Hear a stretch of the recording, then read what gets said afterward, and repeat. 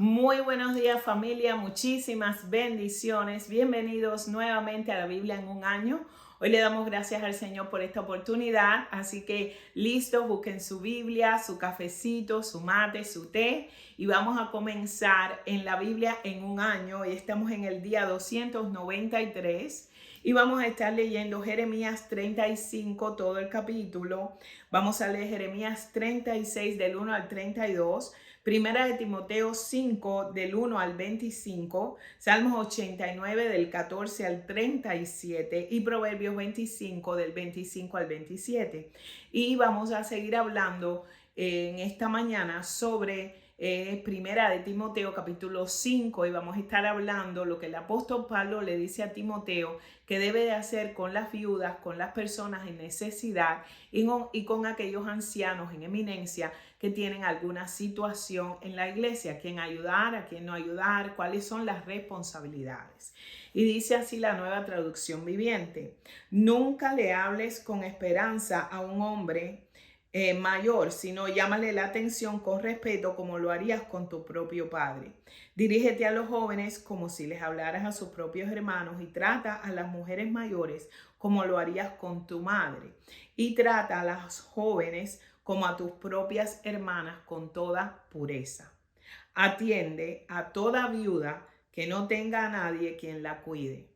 Pero si ella tiene hijos o nietos, la primera responsabilidad de ellos es poner en práctica la sumisión a Dios en su hogar y retribuir a sus padres al cuidarlos. Esto es algo que le agrada a Dios. Ahora bien, una verdadera viuda, una mujer que realmente está sola en este mundo, es aquella que ha puesto su esperanza en Dios día y noche, ora a Dios pidiéndole su ayuda. Pero la viuda que solamente vive para el placer, esta está espiritualmente muerta en vida. Dale a estas instrucciones a la iglesia para que nadie quede expuesto a la crítica. Aquí había una situación con las viudas que querían depender totalmente de la iglesia. Pablo dice, no, eso no es así. Estas son las reglas. Dice, aquellos que se niegan a cuidar de sus familiares, especialmente los de su propia casa, han negado la fe verdadera y son peores que los incrédulos. Para que una viuda esté en esta lista de ayuda, tiene que tener al menos 70 años y haberle sido fiel a su marido. Debe ser alguien que se haya ganado el respeto de todos por el bien que haya hecho. Y estos son los requisitos: crió bien a sus hijos, fue amable con los extranjeros y sirvió con humildad a otros creyentes, ha ayudado a los que están en dificultades, ha estado siempre dispuesta a hacer el bien. Las viudas más jóvenes no deberían de estar en esta lista porque sus deseos físicos podrán más que su devoción a Cristo y querrán volver a casarse. De esta manera serán culpables de romper su promesa anterior y si están en la lista se acostumbran a ser perezosas y pasarán todo el tiempo yendo de casa en casa, chismeando, entrometiéndose en la vida de los demás y hablando de lo que no deben. Así que yo te aconsejo que estas viudas jóvenes que vuelvan a casarse, vuélvanse a casar, que tengan hijos y que cuiden de sus propios hogares. Entonces el enemigo no podrá decir nada en contra de ellas. Pues me temo que algunas ya se han descarriado y ahora siguen a Satanás. Eso está muy bien explicado.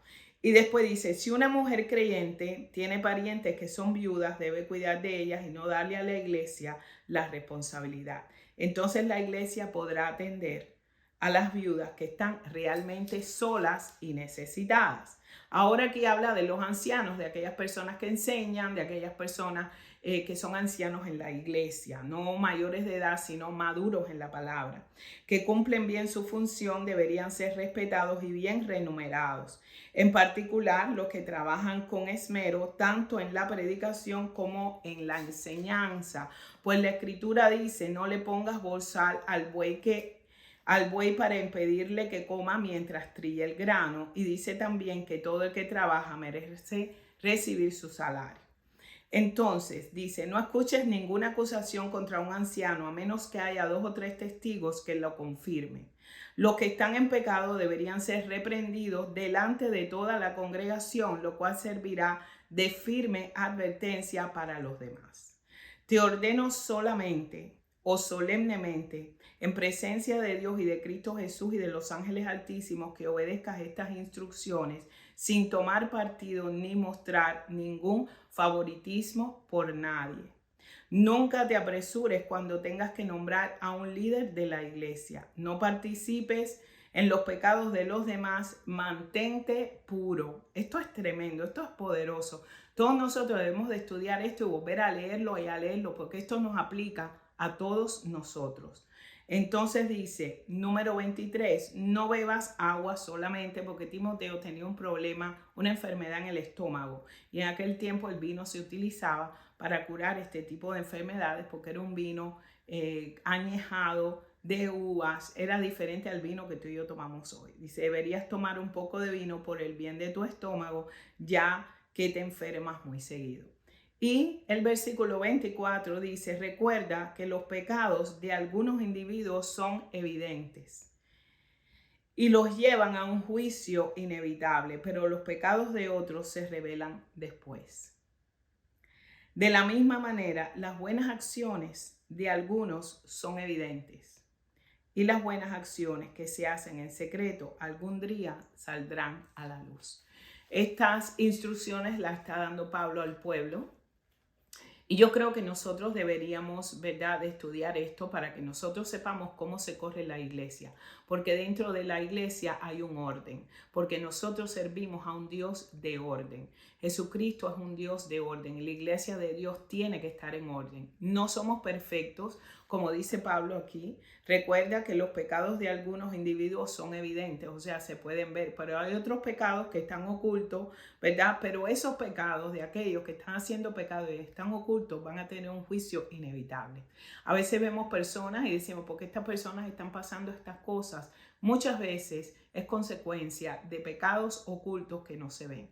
Es por eso que nosotros no podemos juzgar, porque la iglesia es de Dios y Dios conoce el corazón de cada cual. Y el Señor le da discernimiento a los pastores y a los líderes para que puedan ver aún lo que está escondido. Así que aquello que es inevitablemente que lo estamos viendo, ya el Señor nos dice qué hacer. Y aquellos que no vemos, dice la palabra, que en algún momento se revelarán después. Así también las buenas cosas, las buenas acciones. A veces vemos buenas acciones, ¿verdad? Y hay hermanos en nuestra iglesia, especialmente en nuestra iglesia, que siempre están ayudando al pueblo y nadie lo sabe.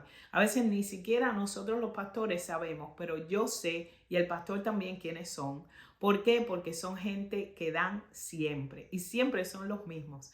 Así que le damos gracias a Dios. Nunca dejen de hacer el bien, dice la palabra, porque en su tiempo cosecharán y recogerán una gran cosecha.